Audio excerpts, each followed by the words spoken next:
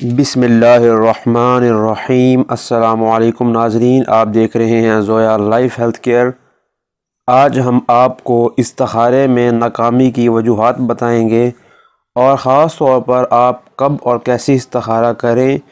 تو آپ کو پریشانی نہیں ہوگی، اور آپ کو 3 یا 4 دفعہ استخارہ کرنے کے بعد ہی آپ کا جو یوں سمجھ لیجئے کہ آپ جو نشانیاں یا اشارات کے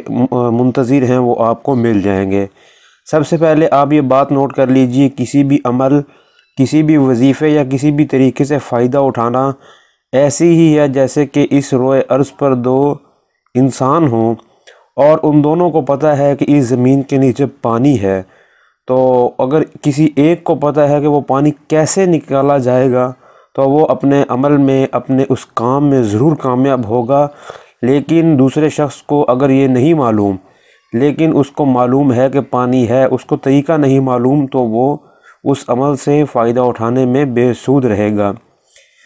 یہ جو طریقہ میں بتا رہا ہوں یہ آپ نے میرے بتائے ہوئے طریقے پر ہی عمل کرنا ہے۔ اگر اس عمل میں آپ کو یا اس طریقے میں سمجھ نہ آئے تو آپ ہمیں کمنٹ ضرور کریں، اور یہ کام کرنے سے پہلے ہمیں اپنا نام بھی کمنٹ کریں تاکہ ہم آپ کی جو نیک نیتی ہے یا آپ کے جو بھی مقاصد ہیں ان میں کامیابی کے لیے دعا کر سکیں۔ یہ بات آپ نوٹ کر لیجئے کہ استخارہ 99% کسی بھی شخص کا اچھا کام یا برا نتیجہ یا کسی بھی کام کے اچھے یا برے نتیجے کے لیے کیا جاتا ہے۔ تو آپ نے جمعہ کی رات میں سونے سے پہلے 2 رکعت نماز استخارہ مکمل پڑھ لینی ہے۔ یہ وہ نماز ہے جو ہم کسی بھی استخارے کے لیے پڑھتے ہیں، اور اس رکعت کے جو پہلا سجدہ ہوگا اس میں آپ نے 313 مرتبہ یا علیم یا خبیر پڑھنا ہے۔ یہ بات نوٹ کر لیجئے کہ نوجوان جو ہیں وہ اس کو کر لیں گے، لیکن جو زائد العمر شخص ہیں یا پھر ایسے عورتیں ہیں یا خواتین ہیں تو وہ کچھ ایسا انتظام کریں سجدے کا کہ ان کو زیادہ دیر سجدے میں رہنے کے باوجود تکلیف نہ ہو۔ پہلے سجدے میں آپ نے یا علیم یا خبیر پڑھنا ہے، اور اس کے بعد آپ نے باوضو سو جانا ہے۔ انشاءاللہ تعالی العزیز آپ کی جو معلومات آپ لینا چاہ رہے ہیں اسی رات یا 3 دن لگاتار آپ یہ عمل کریں، آپ کو ضرور ملیں گی۔ اس میں اور عام جو استخارہ ہوتا ہے اس میں ایک ہی فرق ہے کہ اس میں ہم پہلے سجدے میں 313 مرتبہ یا علیم یا خبیر پڑھیں گے،